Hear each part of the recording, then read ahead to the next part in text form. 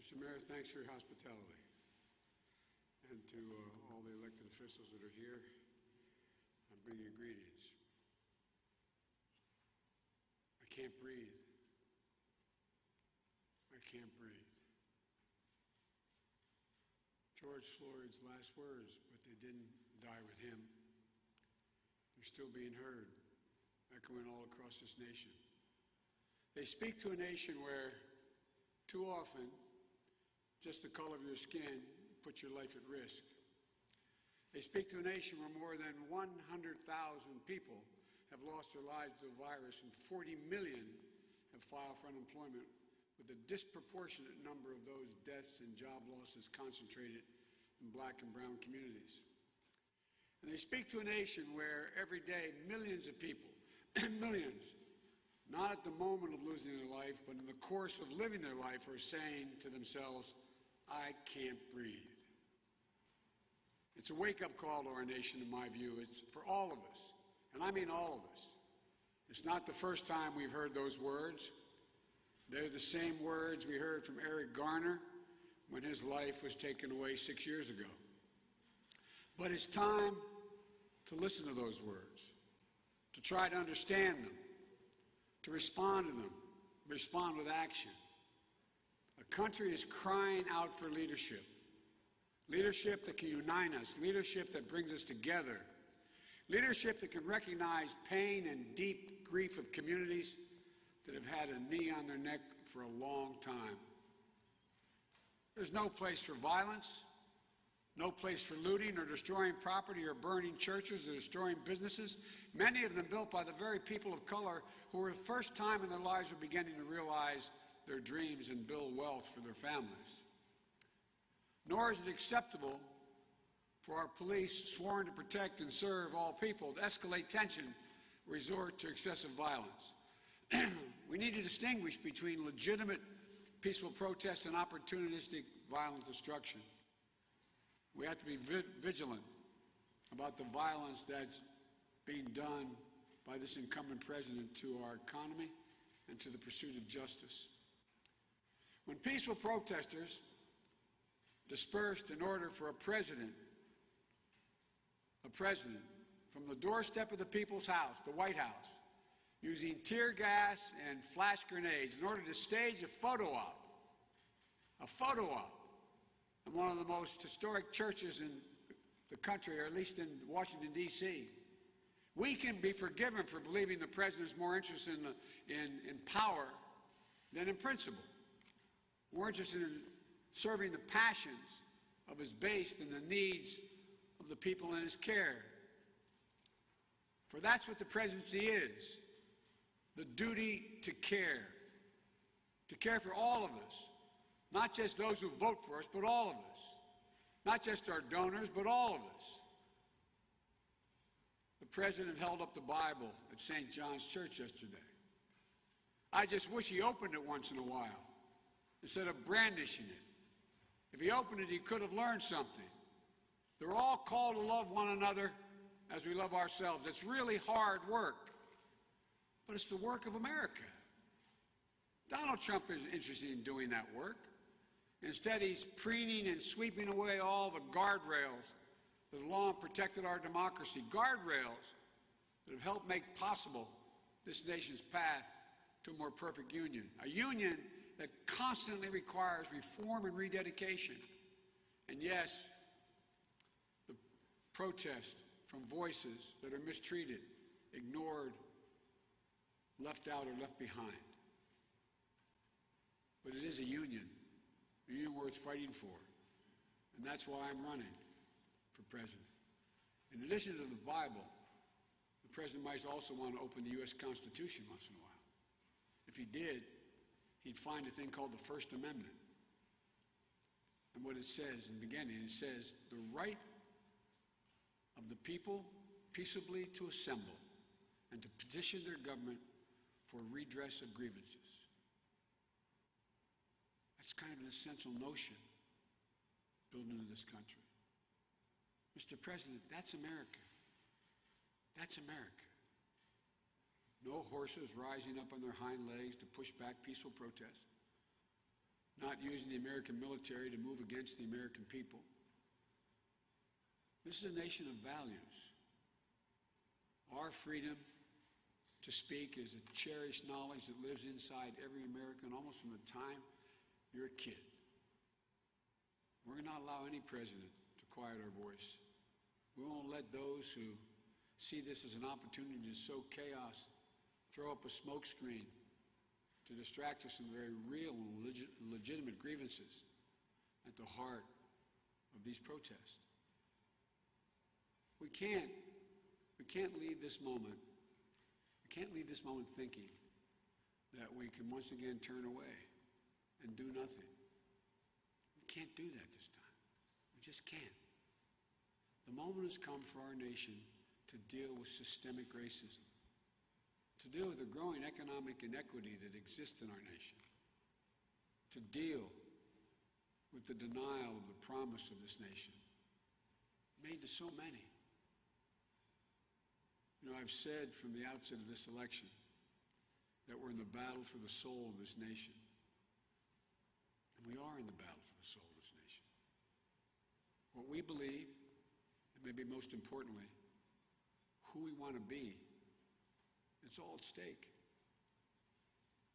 That's truer today than it's ever been, at least in my lifetime. And it's this urgency, it's in this urgency we can find a path forward.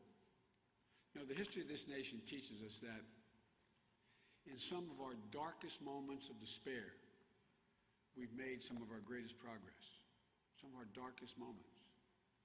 The 13th, 14th, 15th Amendments followed the Civil War. The greatest economic growth in world history grew out of the Great Depression. The Civil Rights Act of 1964 and the Voting Rights Act of 65 came in the tracks of Bull Connor's vicious dogs. To paraphrase Reverend Barber, it's the morning where we find hope. It's in the morning where we find hope when we mourn. But it's going to take more than talk. We've had talk before. We've had protests before. We've got to now vow to make this at least an era of action and reverse the systemic racism with a long overdue concrete changes. The action will not be completed in the first 100 days of my presidency if I'm fortunate enough to be elected, or even in my entire term. It's going to take the work of a generation. But if this agenda will take time to complete, it should not wait for the first 100 days of my presidency to get started. A down payment on what is long overdue should come now, should come immediately. I call on the Congress to act this month on measures that will be the first step in this direction. Starting with real police reform, Congressman Jeffries has a bill to outlaw chokeholds. Congress should put it on the president's desk in the next few days. There are other measures to stop transferring weapons of war to police forces, improve oversight and accountability, to create a model use of force standard. That also should be made law this month. No more excuses, no delays. If Mitch McConnell can bring in the United States Senate to confirm Trump's unqualified judicial nominees who will run roughshod over our Constitution, now. It's time to pass legislation that will give true meaning to our constitutional promise of equal protection under the law. Looking ahead in the first 100 days of my presidency, I've committed to creating a National Police Oversight Commission. I've long believed we need real community policing.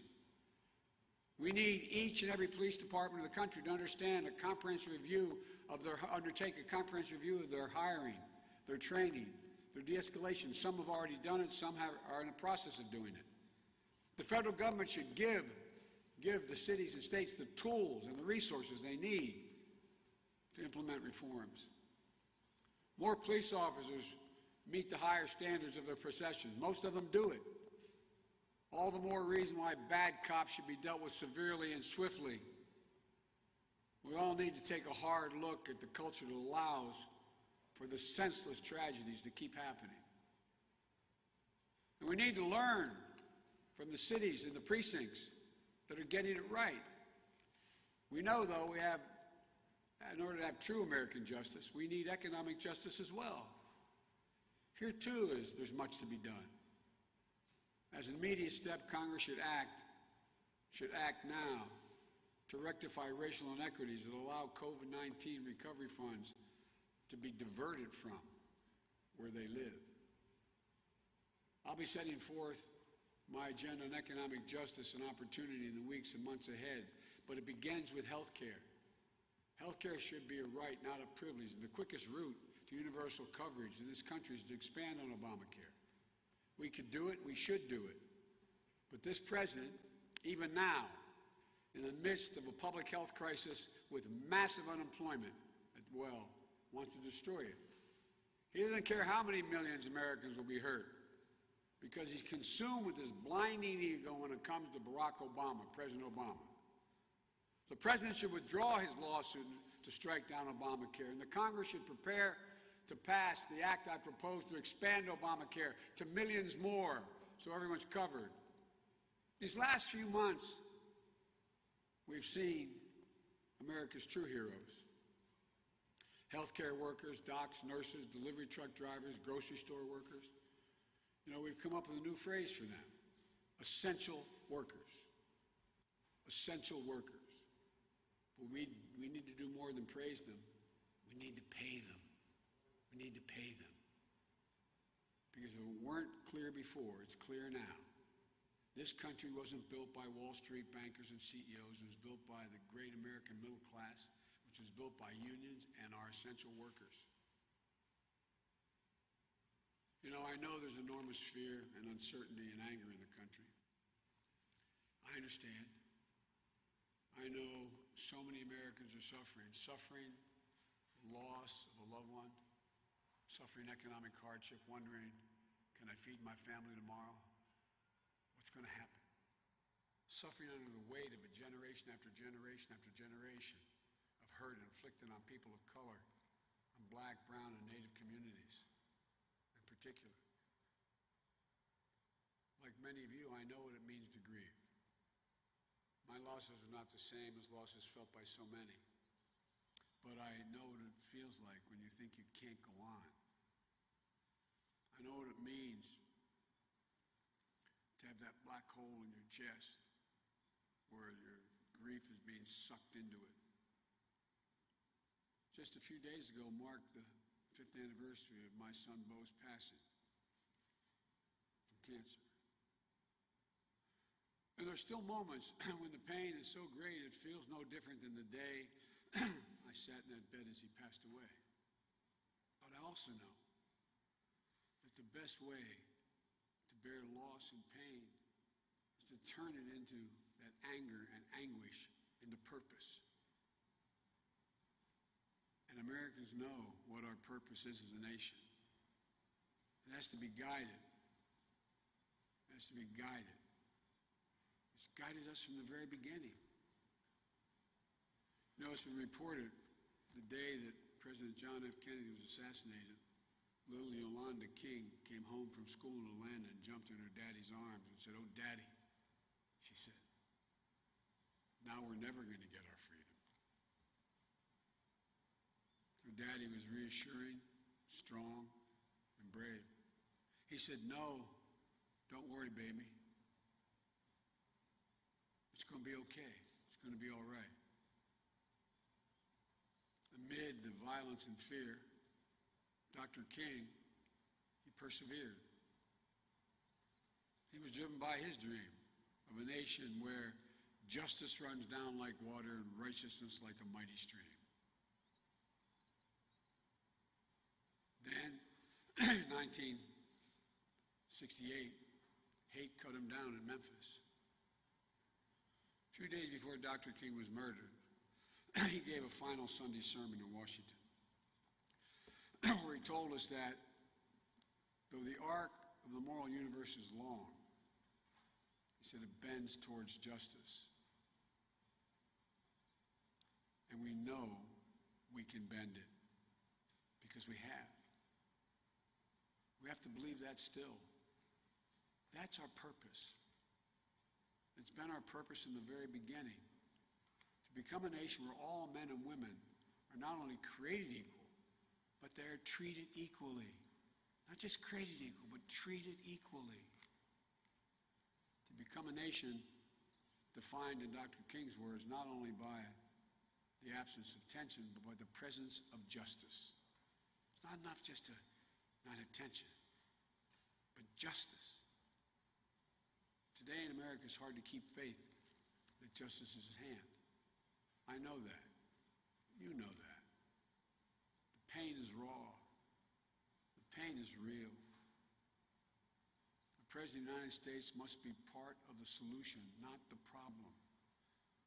But this president today is part of the problem and accelerates it. When he tweeted the words, "When the looting starts, the shooting starts," they weren't the words of a president. They were words of a racist Miami police chief in the 60s. When he tweeted that protesters, quote, would have been greeted with the most vicious dogs, when people would have been really hurt, end of quote. They weren't the words of a president. They were the kind of words Bull Connor would have used unleashing his dogs on innocent women and children. You know, the American story is a story about action and reaction. That's how history works. We can't be naive about it. I wish I could say that hate began with Donald Trump and will end with him. It didn't, and it won't. American history isn't a fairy tale with a guaranteed happy ending. The battle for the soul of this nation has been a constant push and pull for more than 240 years. A tug of war between the American ideal that we're all created equal and the harsh reality that racism has long torn us apart. The honest truth is that both elements are part of the American character. Both elements. At our best, the American ideal wins out. But it's never a rout. It's always a fight, and the battle is never fully won. But we can't ignore the truth that we're at our best when we open our hearts rather than clench our fists. Donald Trump has turned this country into a battlefield riven by old resentments and fresh fears. He thinks division helps him. His narcissism has become more important than the nation's well-being that he leads. I ask every American, I mean this in the bottom of my heart, I ask every American, look at where we are now and think anew. Is this who we are? Is this who we want to be? Is this what we want to pass on to our children and our grandchildren? Fear, anger, finger-pointing, rather than the pursuit of happiness? Incompetence and anxiety? Self-absorption, selfishness? Or do we want to be the America we know we can be? The America we know in our hearts we could be and should be. Look, I look at the presidency as a very big job, and nobody will get it right every time. And I won't either. But I promise you this, I won't traffic in fear and division. I won't fan the flames of hate. I'll seek to heal the racial wounds that have long plagued our country, not use them for political gain. I'll do my job and I will take responsibility. I won't blame others. I'll never forget. I will never forget. I promise you, this job is not about me. It's about you. It's about us. It'll work not only to rebuild the nation, but to build it better than it was. We're the only nation in the world that goes through crisis and comes out better. To build a better future. That's what America does, to build a better future. We build the future. It may, in fact, be the most American thing to do, build the future.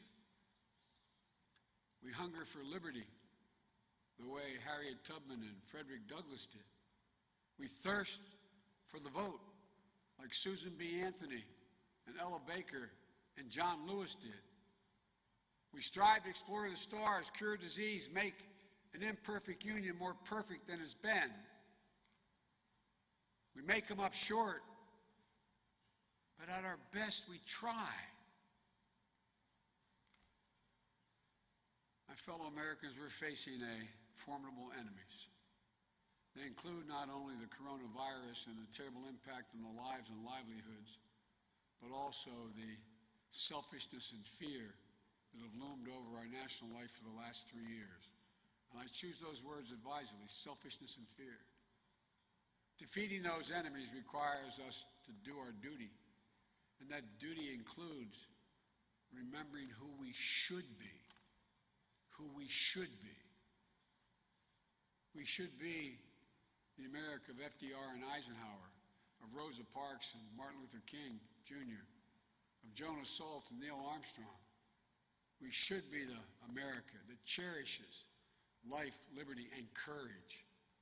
And above all, we should be the America that cherishes each other, each and every one of us. You know, we're a nation in pain. We must not let our pain destroy us.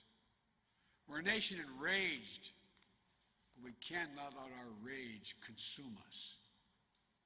We're a nation that's exhausted, but we will not allow our exhaustion to defeat us. As president, it's my commitment to all of you to lead on these issues and to listen, because I truly believe in my heart of hearts we can overcome. When we stand together, finally as one America, we'll rise stronger than we were before. We'll move that arc closer to justice. We'll reach out to one another. So speak out for one another. And please, please, do what's recently been happening. Take care of one another. This is the United States of America. There's never been anything we've been unable to do when we set our mind to do it, and we've done it together. Together, united. That's who we are at our best. May God bless you all. And may God protect our troops. Thank you.